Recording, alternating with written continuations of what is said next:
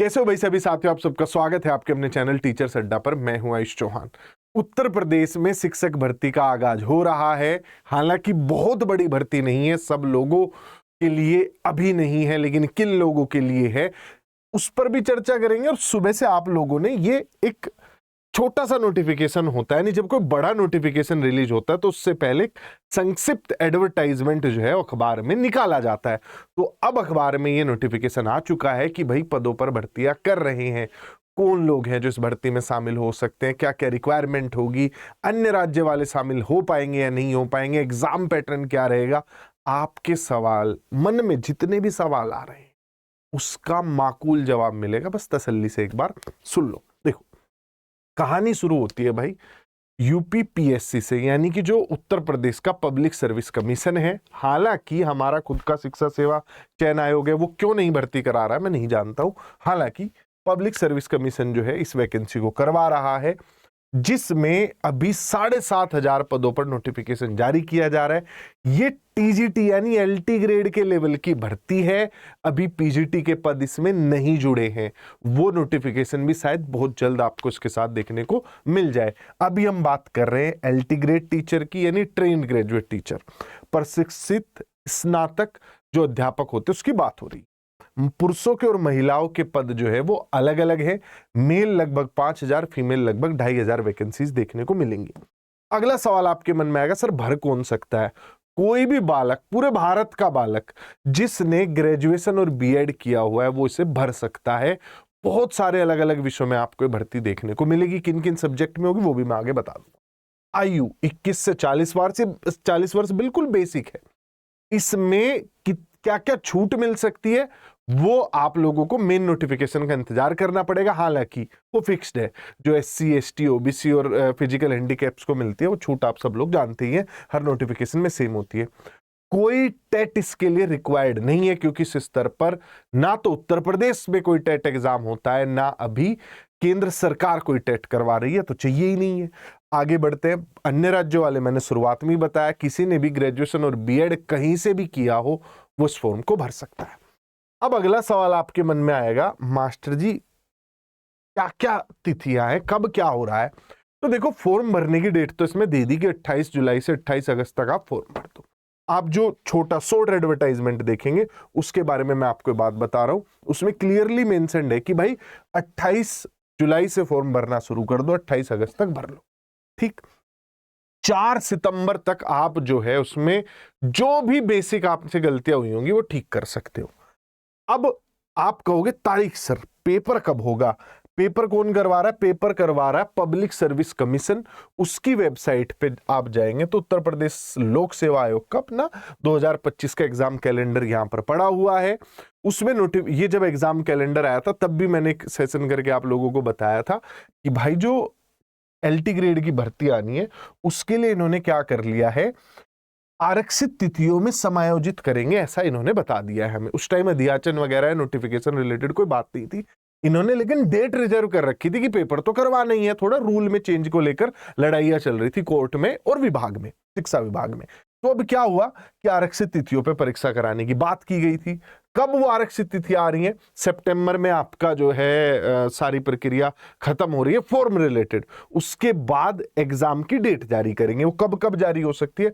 Most probably वो date हो सकती है आपकी नवंबर की डेट हो सकती है, जो लग रहा है मुझे, जितना मतलब सारी चीजों को देख के, कितना अपना थका हुआ विभाग है और किस तरीके से सारी प्रक्रियाएं चलती हैं, तो ये कुछ डेट है जो रिजर्व करके रखी गई है नवंबर की, यानी 2, 6, 9 और 30 नवंबर। इसमें बिल्कुल ही डिले कर दिया, बिल्कुल ही लेट लतीफी हुई तो दिसंबर की जो आरक्षित तिथियां हैं उस पे शिफ्ट हो सकता है 7 दिसंबर या 21 दिसंबर। इससे लेट नहीं जाना चाहिए। एग्जाम डेट की भी बात होगी कि भाई एग्जाम कैलेंडर है, उसमें आरक्षित तिथियों पे कहा गया था कि करवाएंगे, ये आरक्षित तिथियां हैं नवंबर की और दिसंबर की। अगली चीज, पेपर भी आ गया आपका, पहुंच गया पेपर सेंटर पर। पेपर में पूछेंगे क्या?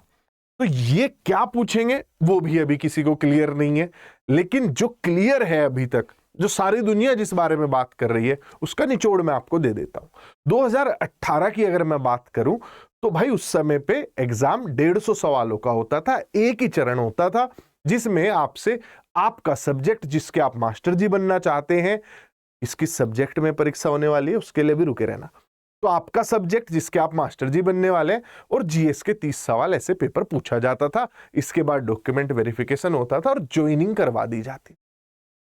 2025 ये तो इतिहास हो गया ना, शाहजहां अकबर के समय की बात होगी, ये तो इतनी सालों बाद भर्ती आती है उत्तर प्रदेश में। 2025 की अगर मैं बात करूं, स्क्रीनिंग और मेन एग्जाम 2 चरणों में परीक्षा कराई जाए, ऐसा विभाग जो है इससे संबंधित जितनी भी उन्हें फॉर्मेलिटी पूरी करनी होती है वो करवा रहा था। यानी पब्लिक सर्विस कमीशन इस चीज को लेकर जो है मसौदा बना के पूरा उस पर अप्रूवल भी ले चुका है, लेकिन अभी तक रिवील नहीं किया है कि वो 2 चरण कैसे होंगे। हम इसका एक बेसिक आइडिया लगा सकते हैं। पब्लिक सर्विस कमीशन जो बाकी की परीक्षाएं लेता है, चाहे वो टीचिंग की ही हो, मतलब मास्टर भर्ती करता हो पब्लिक सर्विस कमीशन, या और अन्य भर्तियां करता हो, उसमें 2 लेवल पे परीक्षा होती है, स्क्रीनिंग होती है और आपका मेन एग्जाम। स्क्रीनिंग अभी भी एक बेसिक रूप रंग रूप वैसा ही रहेगा। मल्टीपल चॉइस क्वेश्चन आएंगे, एबीसीडी में से आपको एक चुनना होगा, विषय के सवाल होंगे और जीएस के सवाल होंगे, जो कि 80-40 का एक रेशियो रह सकता है। ये 120-30 भी हो सकता है, कुछ भी हो सकता है, लेकिन बाकी की परीक्षाओं में ऐसा चल रहा है, तो मैंने इसे 80-40 रखा है। प्रवक्ता की अगर मैं भर्ती की बात करूं, अगले पॉइंट पर चलते कि मेन एग्जाम कैसा होगा। मेन एग्जाम होगा निबंध लिखने जैसा, यानी कि आपको सब्जेक्टिव पेपर देके आना होगा, आपसे सवाल पूछा जाएगा, आपको उसका सब्जेक्टिव आंसर देना होगा। इसीलिए 2 चरणों में कराया जा रहा है, ताकि गहराई पता चल सके अध्यापकों की। अब सबका तो लिखित परीक्षा नहीं करवा सकते, चेक कौन करेगा, तो 2 लेवल पे करवा रहे। इसमें आपके सब्जेक्ट के सवाल तो होंगे ही होंगे, हिंदी के भी सवाल होंगे। हमारे जितने भी पीसीएस लेवल के एग्जाम होते हैं राज्य में, उनमें सब में हिंदी पूछी जाती है, तो हिंदी आपको यहां देखने को मिलेगी, और आपका सब्जेक्ट तो होगा ही, उससे तो आप नहीं बच सकते हो। तो वापस आते हैं उस विषय वाली चीज पे। सर ये भर्ती जो है, अभी तो संक्षिप्त नोटिफिकेशन आया, छोटे वाला नोटिफिकेशन आया, उससे तो आपको कुछ ज्यादा पता नहीं चलेगा। इसमें तो इतनी ज्यादा जानकारी है नहीं, पता कैसे चलेगी वो जानकारी की किस किस सब्जेक्ट में हो सकता है, क्या सिलेबस हो सकता है। वो सारी चीजों का जवाब ढूंढने के लिए हम चलते हैं अपने पुराने नोटिफिकेशन पे, जो पुराने वाला नोटिफिकेशन है। उससे आपको एक बेसिक आइडिया मिल जाएगा कि यार परीक्षा जो होती है वो किस किस उसमें होती है, मतलब किस किस सब्जेक्ट में हम लोग जो है भर सकते हैं। ये मैंने यही आपका सहायक अध्यापक वाला, इंटीग्रेट टीचर वाला ही मैंने इसमें जो है ओपन कर लिया है। इसमें भाई हिंदी, अंग्रेजी, गणित, विज्ञान, सामाजिक विज्ञान यानी सोशल साइंस, कंप्यूटर, उर्दू, जीव विज्ञान यानी कि बायो, संस्कृत, कला, आर्ट्स, संगीत, म्यूजिक, वाणिज्य यानी कॉमर्स, शारीरिक शिक्षा, गृह विज्ञान, होम साइंस और कृषि, इन सब चीजों के लिए यहां पर भर्ती आपको देखने को मिल सकती है। अभी जो है मतलब जो आपका पीजीटी लेवल है वो अभी नहीं आया है, अभी सिर्फ टीजीटी लेवल आया है, तो मैं उसी के बारे में आप लोगों को बता रहा हूं। और अब आपको अगर मन करे कि सिलेबस भी जानना है, ये पुराने नोटिफिकेशन के अराउंड है, पैटर्न बदलेगा, सिलेबस मुझे नहीं लगता कोई खास बदलाव करेंगे। वही आंख नाक कान है, उसे ऐसे पकड़ लो ऐसे पकड़ लो, बातें वही है पूछने को, तो सिलेबस में कोई खास बदलाव होगा नहीं। सिलेबस के लिए आप इसी में नीचे जाएंगे तो हर किसी के विषय का सिलेबस आपको यहाँ पर दिख जाएगा। जीएस का सिलेबस तो बेसिक सिलेबस है, वही लाल किला किसने बनवाया था वैसे सवाल, हालांकि अच्छे इस तरह के, तो मजाक की बात हो गई, लेकिन आप जाके अपने सब्जेक्ट का यहाँ पर देख सकते हैं क्या सिलेबस होगा। ये नोटिफिकेशन आपको ना मिले तो नीचे आप गूगल फॉर्म में जानकारी भर के इस नोटिफिकेशन को डाउनलोड कर सकते हैं। इसका लिंक मैं अटैच कर रहा हूं।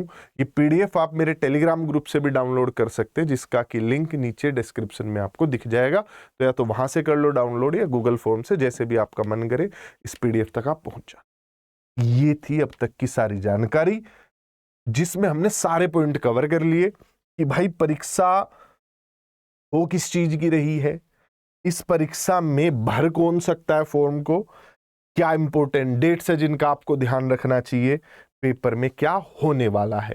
फिर भी आप हमारे टीजीटी पीजीटी अड्डा 24/7 चैनल और टीचर्स अड्डा चैनल, इन 2 चैनल पर पैनी नजर बना के रखना।